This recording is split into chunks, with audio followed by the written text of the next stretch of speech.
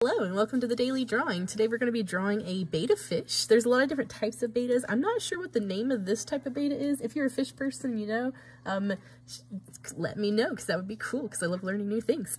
All right, so to start with, we're going to start with the top of the spine just to make it easy for us to understand the flow of the body. So what we're going to do is we're going to start with that curve. It's basically kind of like a big long parenthesis, or you can think of it as like a backwards C or something like that. So to get started with, I'm going to draw, just kind of like start with a parenthesis shape, kind of like this, and then continue carrying on that parenthesis for a good distance, and then you want to frown it down. Okay, so parenthesis, carry it on kind of like a diagonal line almost, and then add a slight frown to the end of the line.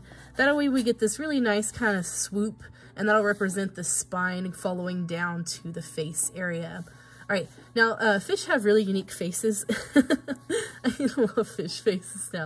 All right, so what we're gonna do is we're here at the tip of the face here. So we're gonna come back and do those lips and stuff later. We're gonna do the curve down for the bottom of the head. So what we're gonna do is we're just gonna drop this down. We're gonna leave this pointy, we'll come back and fix this. You can make it slightly rounded so it's not so awkward. We're gonna start off with a smile, like this. We want to keep the body fairly thick-ish, not too thick though, because they're kind of skinny. And then what we're going to do is we're actually going to curve it and then connect it back up to this part right here. So what I'm going to do, if you want to, you can start at the top and then curve it. That way you don't lose track of where you're at. And then your goal is to kind of meet them in the middle here. So it's kind of like it starts off thicker and then it slowly gets thinner as it gets further back towards the spine. Once you have reached the spine area, then what we're going to do is just going to very lightly draw a smile at the end here. This is where we're going to have the tail come out of later, and then we're just going to draw a frown until it touches back on the body. Now this looks a little awkward, but this is where the body is overlapping itself, and so that's why it gets that kind of a curved look to it. All right, and this will make a little bit more sense once we add that top fin.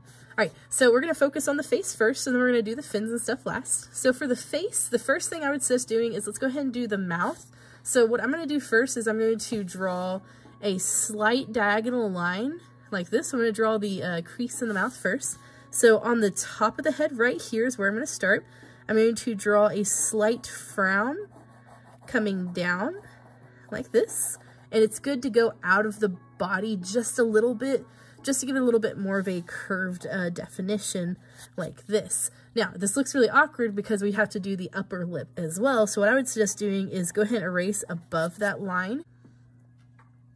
I would just do that little curve right there just so that we have a slight indentation so that that's not perfectly even right there.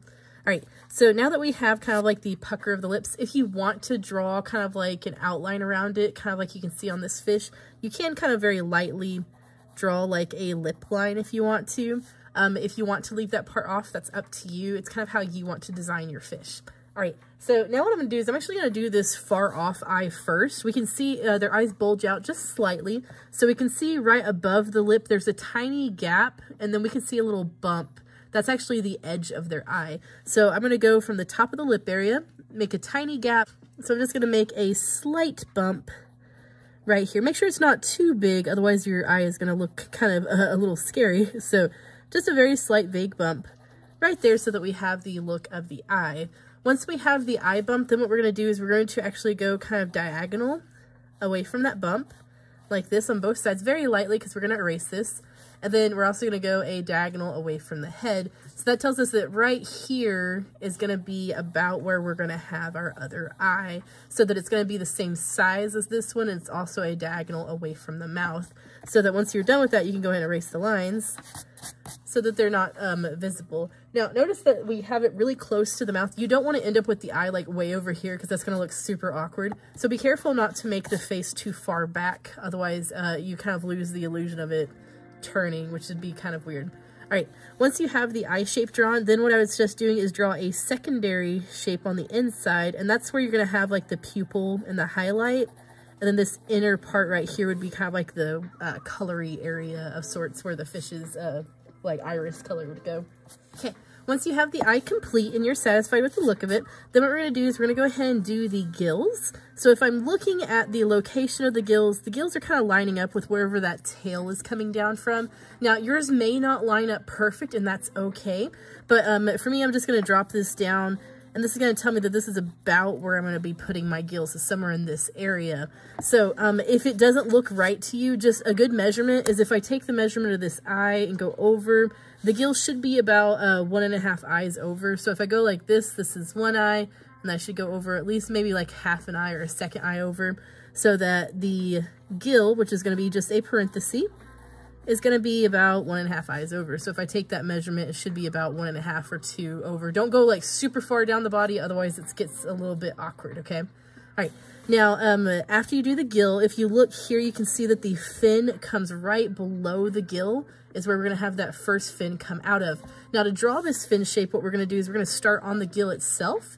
We're going to draw a smile coming up like this, and then we're going to draw a diagonal line going out like this. Once you have that shape drawn, what I would suggest doing is draw a kind of like a wiggly line on the top, like this. All I'm doing is I'm doing a combination of frowny faces and smiley faces. And then I see that, I don't know if it has like multiple fins or if this is a different fin than this fin. It might be, I'm not sure. It's a little confusing. But I'm going to separate these. See how this is kind of clear and then it bends back into that part? I'm going to keep that separate from this red part here just in case. So what I'm going to do is I'm going to draw a frown to kind of connect that back into that same spot that I came out of earlier. And then I'm going to erase the body on the inside. You can leave the body on the inside if you want to, because these are kind of transparent, but that's kind of up to you.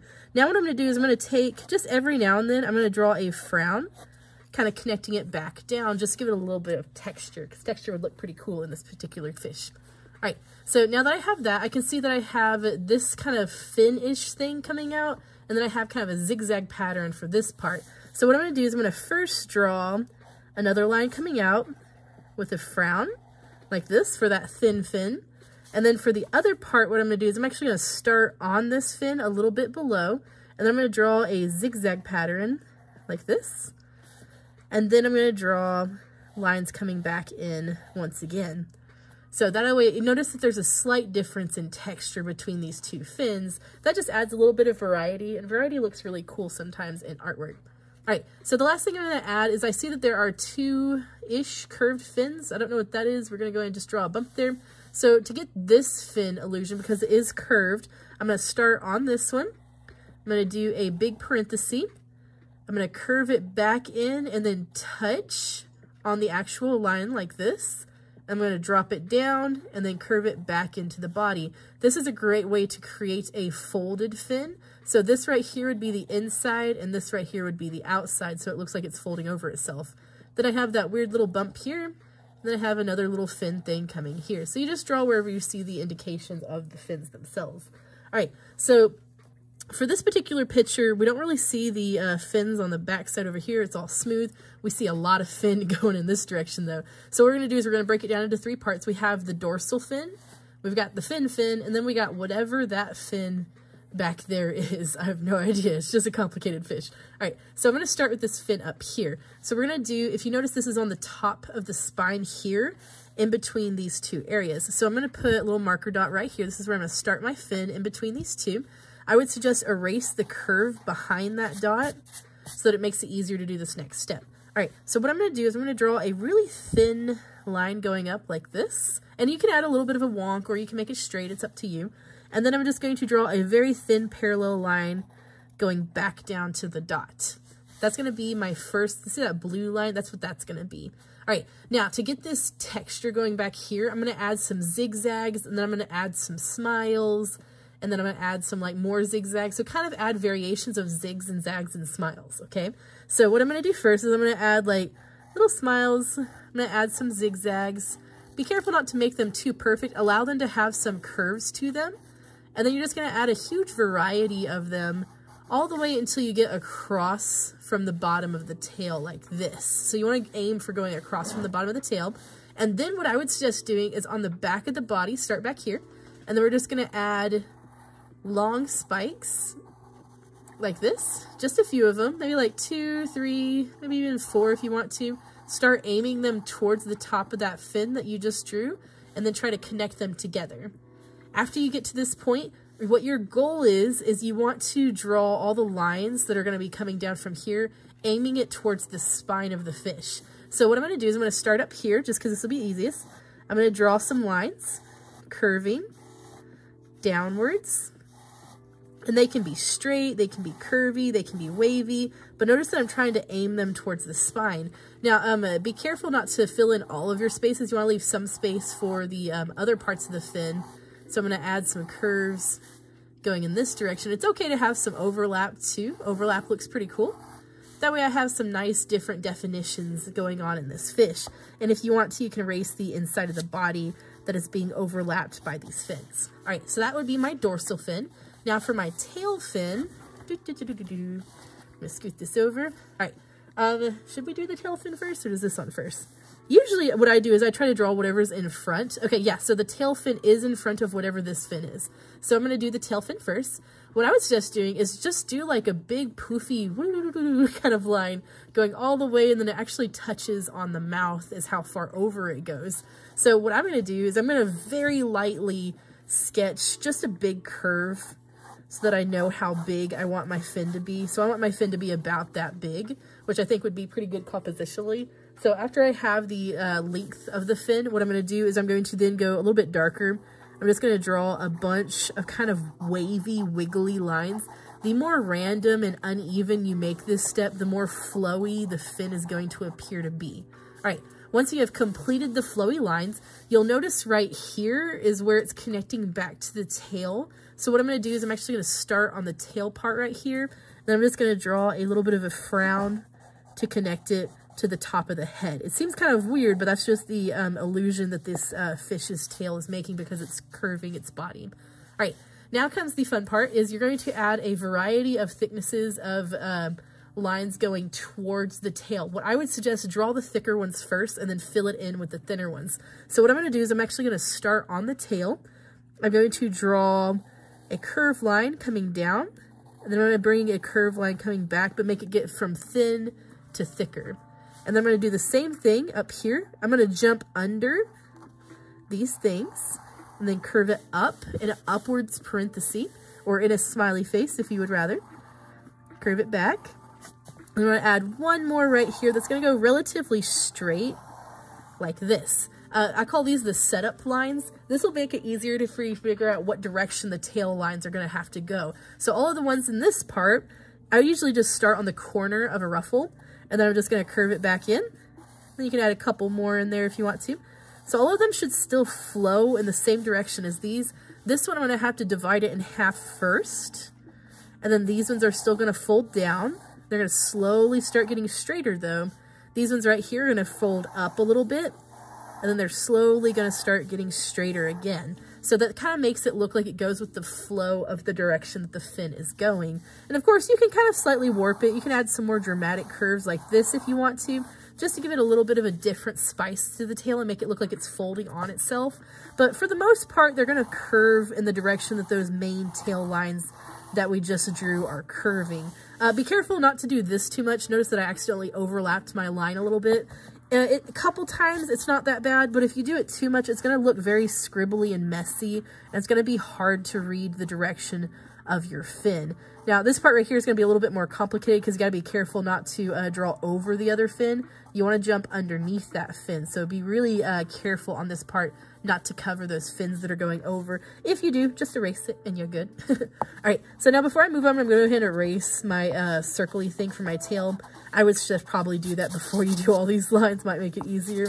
That's all right. Okay, so I'm actually almost done. That was really fast. All right, so the last thing I have is I have this weird tail thing that I don't know where it's going, but it starts down here. And what it's doing is it's making a smooth line like this. And then we're seeing some of that wiggle texture. And it goes wiggly all the way up until it touches on the tail. Now, the texture part on this one's going to be pretty fun because it's kind of going with the flow of the body. So what I'm going to do is I'm actually just going to draw curves going kind of away from the body. Almost looks like the fish has a really weird beard, but we're just going to let it. So we're just going to draw a bunch of lines curving away from the body like this. And then this is very important. Okay, so this little area right here is critical. Okay, so this tail is on top of this part, but the direction these fin lines are going are sideways and these are going slightly down. So I really want to make sure that whenever I draw these fin lines, they're not going in the same direction as these fin lines. So they can still kind of point down a little bit, but be careful not to let them point in the same exact direction as the other one. So you really want to be able to tell the difference between these fins and those fins. All right, so we're pretty much done with the drawing of the fish. The rest of this is mostly going to be texture and shading. All right, so you can add a bunch of scales in your picture if you want to. I personally like the look of a smoother texture for the fish, so I'm just going to keep only some scales. So I'm going to add the scales that go on the back of the gills, and I'm just doing little C shapes like this, or like little parentheses. You can do like little frownies or smileys. I'm just going to add a couple of these. Usually I do 2 layers and then add a couple spaced out away from it, just to kind of help emphasize that this was in fact scales.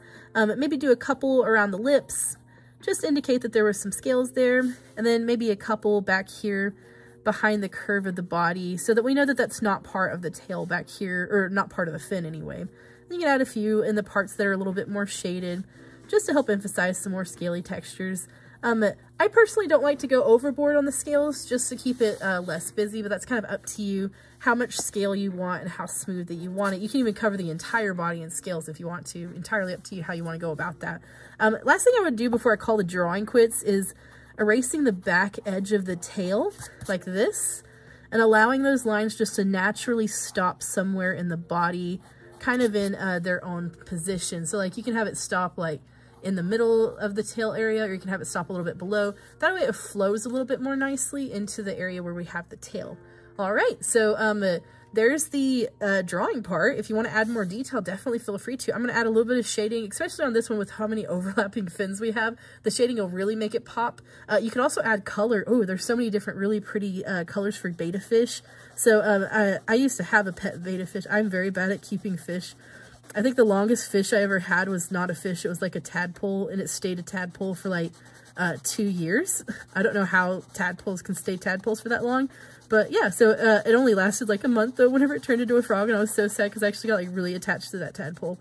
His name was The Thing because I didn't know what he was at first. I won him at a carnival I went to at my local town or whatever, and so it was kind of weird. But anyway, yeah, so they were like, we'll just throw him out. I was like, no, don't throw out The Thing. He's super cool. So I kept him, and he stayed alive for a while. But anyway, that's weird personal stuff. Anyway, yeah, so I really like fish. They look really cool, especially like betta fish's colors are really pretty. So if you've ever had a betta fish and you would like to color it to match your betta fish, or if you want to make the feathers, the tail fins is the word I was looking for, a little bit longer or flowier, however long or flowy you need it to match your fish, feel free to do that. So, and you can even make it a fantasy fish. It can have feathers on it if you want to. All right, so here I have my scales and stuff are kind of a little bit lost in the shading, so I might want to go back and add some more scales later, but I actually kind of like how it looks nice and smooth. Here, because I've added some darker shading in those fins that are underneath it, it has really brought the fins that are on top out a lot more, which is what I was really wanting to go for. And that's really helpful when shading a piece, is to really try to emphasize the parts that are behind and the parts that are in front.